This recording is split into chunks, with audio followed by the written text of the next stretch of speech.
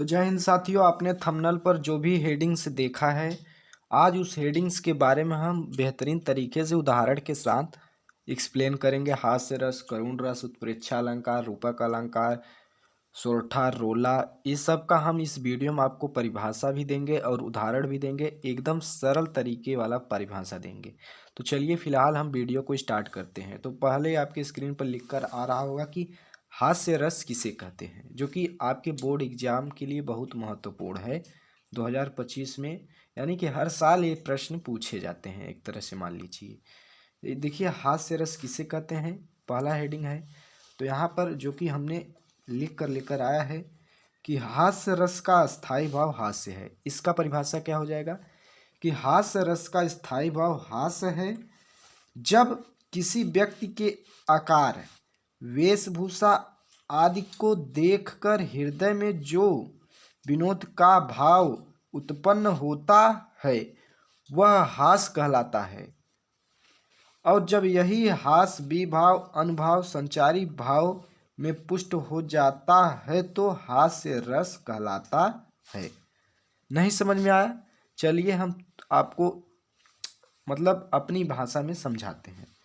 हास्य का मतलब होता है हंसना, और हास्य रस मतलब यानी कि उस हंसी में, यानी कि आपको किस मज़े से हंसी आ रही है वही हास्य कहलाता है। और जिस बात में आपको मज़ा आ रही उसे हम उसी की भाषा में कहते हैं रस, हास्य रस, हंसी का मज़ा।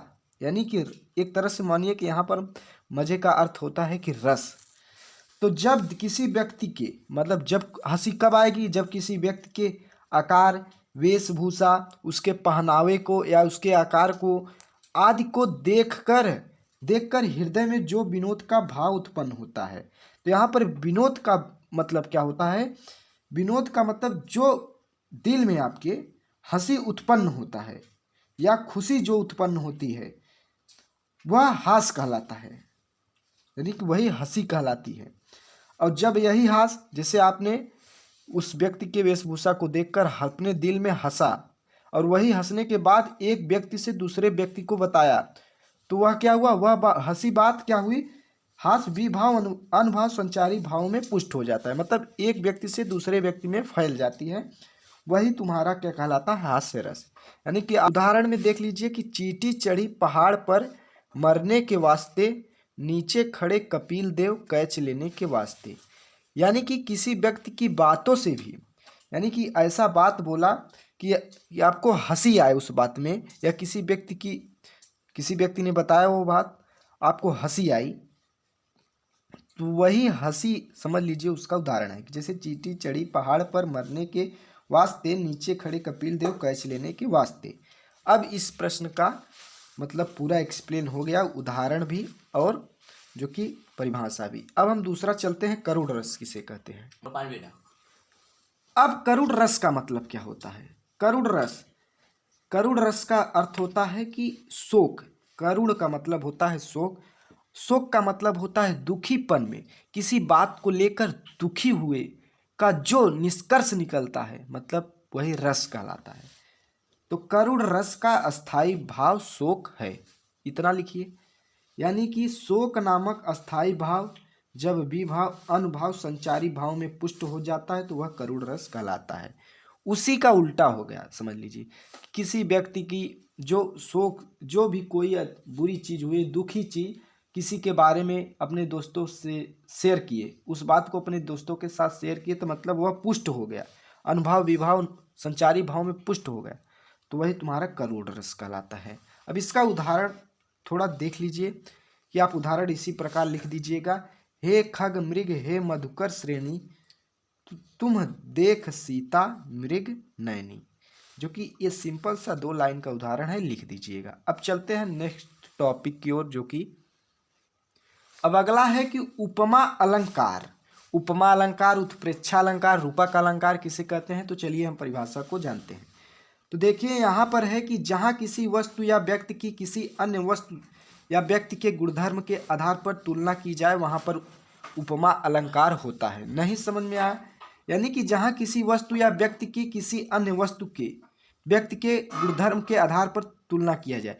जैसे कहे कि वह बहुत सुंदर है, तो क्या किया, उसकी सुंदरता का तुलना किया गया, किसी से भी तुलना किया गया कि नहीं, कि वह मुझसे सुंदर है। तो वही कह रहा है कि किसी वस्तु या व्यक्ति, वो उसका सामान या उसका यह साइकिल बहुत सुंदर है। तो यहाँ पर क्या हुआ कि जहाँ किसी व्यक्ति वस्तु या व्यक्ति के किसी अन्य वस्तु या व्यक्ति के गुणधर्म के आधार पर तुलना की जाए, वहाँ पर उपमा अलंकार होता है। तो उपमा अलंकार का परिभाषा हुआ है। अब इसके उदाहरण, जैसे कि राधा के चरण गुलाब के समान है उदाहरण में।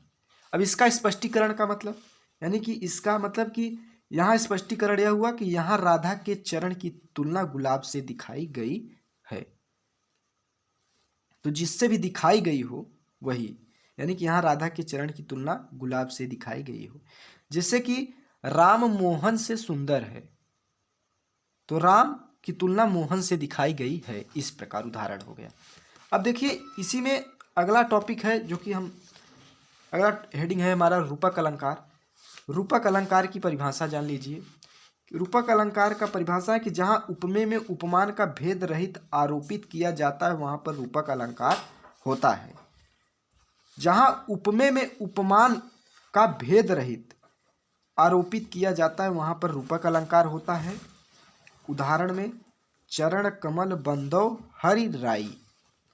अब इसका स्पष्टीकरण जान लीजिए, कि स्पष्टीकरण यहाँ पर समझिए, स्पष्टीकरण से आपको खुद ही समझ में आ जाएगा कि यहाँ चरण में कमल का भेद न रखकर एक रूपता बताई गई है। यानी कि यहाँ दोनों को भेद रहित न करके एक समान बताई गई है। जैसे कि कहीं भी आपके दोस्त हैं, दो दोस्त हैं, वहाँ पर उनके सुंदरता का व्यक्तिगत न बताया जाए, मतलब उनको दोनों को उनकी जो भी कमियां हों उसके बारे में बताई गई हो, लेकिन उनके सुंदरता के मतलब भेद रहित एकदम किया रहा होगा। कि समझिए कि जैसे राम भी सुंदर है और मोहन काला है, तो इनके बीच सुंदरता कोई भी हो, इनको दोनों को बराबर दिखाया गया है। यहाँ पर इनके कहने का मतलब ये था कि यहाँ चरण में कमल का भेद न रखकर एक रूपता बताई गई। हम अपनी भाषा में इसको बता रहे हैं, ये जान लीजिए, और बाकी यहाँ पर आपको किताबी भाषा में लिखा गया है। तो अब देखिए अगला हम आते हैं उत्प्रेक्षा अलंकार किसे कहते हैं। कि जहाँ उपमेय में उपमान की संभावना की जाए, वहाँ उत्प्रेक्षा अलंकार होता है। उदाहरण जान लीजिए कि सोहत ओढ़े पितु पटु, इतना हुआ एक लाइन। फिर श्याम सलोने गार, मनो नील मन शैल पर, आतुप प्रयोग प्रभात, ये तुम्हारा उदाहरण हो गया। अब देखिए इसका स्पष्टीकरण समझ लीजिए कि यहाँ पीला वस्त्र धारण किए हुए कृष्ण के शरीर में प्रातःकालीन धूप से शोभित नीलमणि शैल की संभावना की गई है। आप इसे अपने अनुसार पढ़िए, आपको ज़्यादा समझ में आएगा। पढ़िए, यही परिभाषा अपने अनुसार पढ़िए। अब चलते हैं हम अगले टॉपिक की ओर। अब अगला टॉपिक है हमारा चौपाई। यहाँ पर थोड़ा सा दिख नहीं रहा होगा, ये हेडिंग तुम्हारा क्या है, चौपाई। यानी कि यहाँ पर हम लिख देते हैं, यह चौपाई का परिभाषा है। चौपाई यानी कि यह एक सममात्रिक छंद है। इसमें 4 चरण होते हैं, प्रत्येक चरण में 16-16 मात्राएं होती हैं। ये तुम्हारा चौपाई का परिभाषा हुआ। इसका उदाहरण देख लीजिए, आपने हमेशा पढ़ा होगा कि इसका उदाहरण है कि जय हनुमान ज्ञानगुण सागर, जय कपीस तिहुँ लोक उजागर, रामदूत अतुलित बल धामा, अंजन पुत्र पवन सुत नामा। यहाँ पर बलिधामा होगा, बलिधामा अंजन पुत्र पवन सुत नामा, ये तुम्हारा चौपाई का उदाहरण है। अब इसी प्रकार अब आ जाते हैं, हम आपको बताते हैं कि दोहा, दोहा किसे कहते हैं। यहाँ पर हेडिंग है आपका दोहा। यह दोहा का परिभाषा है। यह एक अर्धमात्रिक छंद है। इसमें 4 चरण होते हैं। इसके पहले और तीसरे चरण में 13-13 मात्राएं होती हैं। दूसरे और चौथे चरण में 11-11 मात्राएं होती हैं। तो आपने दोहा का उदाहरण अभी हमने नहीं लिखा है, तो फिलहाल आप दोहा कबीर दास वाला दोहा तो पढ़े होंगे कबीर दास वाला पढ़े होंगे जरूर। तो वह दोहा, वही दोहा जो दोहा पढ़ते हैं वही आपका उदाहरण होता है। जैसे कबीरा खड़ा बाजार में, सबकी मांगे खैर, ना केहू से दोस्ती ना केहू से बैर। इस प्रकार जो भी दोहा में कहा गया है उसका उदाहरण इस प्रकार जोड़कर लिख सकते हैं। तो परिभाषा हमने फिलहाल बता दिया। अब चलते हैं, अगला टॉपिक हमारा इस साइड है कि अगला टॉपिक ये है कि सोरठा रोला किसे कहते हैं। तो देखिए सोरठा रोला हम एकदम एक्सप्लेन करेंगे आपको कि सोरठा यह अर्धसम मात्रिक छंद है। इसमें 4 चरण होते हैं। इसके पहले और तीसरे चरण में 11-11 मात्राएं होती हैं तथा दूसरे और चौथे चरण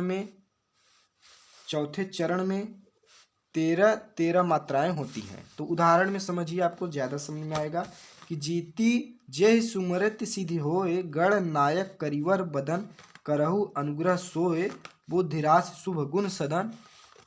इतना हो गया तुम्हारा उदाहरण। यानी कि यह एक अर्धसम मात्रिक छंद, इसमें 4 चरण होते हैं।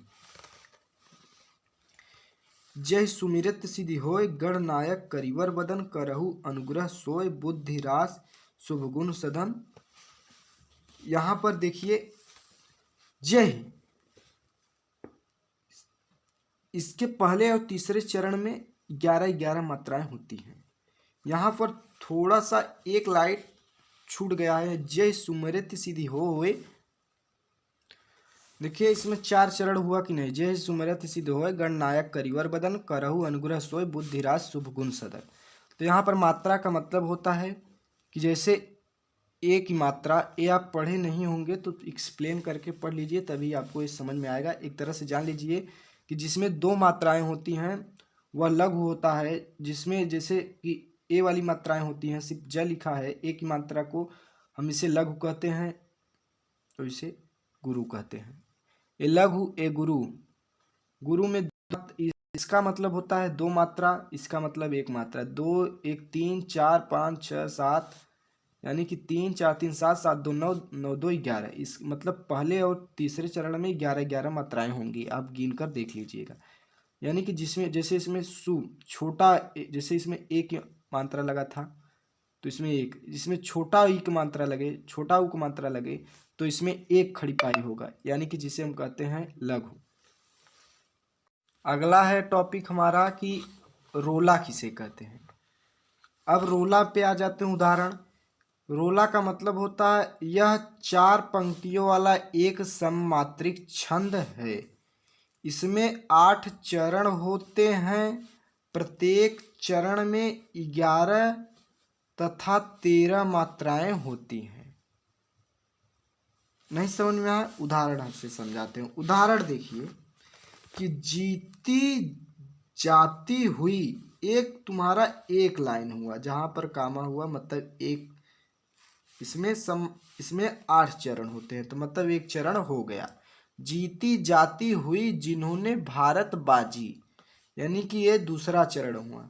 निज बल से बलमेट विधर्मी मुगल कुराजी, जिनके आगे ठहर सके जंगी न जहाजी, है ए वही प्रसिद्ध छत्रपति भूप शिवाजी।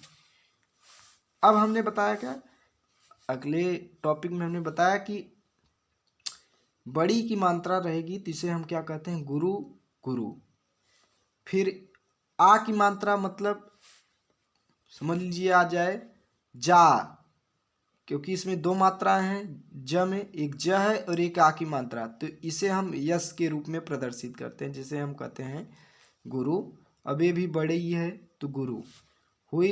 अभी बताया हमने छोटा उ ई की मात्रा हो, छोटा ई हो तो इसमें हम क्या लगाते हैं, लघु लगाते हैं। और ये बड़ी है तो गुरु। ये क्या है, छोटी की मात्रा इसमें है तो क्या लगाया हमने, एक खड़ी पाही, जिसे हम कहते हैं क्या, लघु। इसमें देखिए 2 मात्राएं हैं, समझिए इसमें भी है तो 2 मात्राएं हो गया। इसमें भी है भा यस 1 1, जिसे हम एक तरह से मान लीजिए, समझ लीजिए बा यस यस। इस प्रकार समझेंगे आप। अभी आपका एग्जाम नज़दीक है तो आप इस प्रकार पढ़ लीजिए। बाकी ये समझिए हमने जैसे मात्रा बताया, और बाकी ये तुम्हारा क्या था, परिभाषा था। तो फिलहाल ये परिभाषा उदाहरण हमने जो भी थंबनेल पर आपने देखा उसका पूरा एक्सप्लेन हमने कर दिया। तो प्यारा सा लाइक करिए, यह वीडियो अपने दोस्तों के साथ शेयर करिए। अगर वीडियो पसंद आया हो तो कमेंट प्यारा सा ज़रूर करें। धन्यवाद। मिलते हैं नेक्स्ट वीडियो में नेक्स्ट टॉपिक के साथ।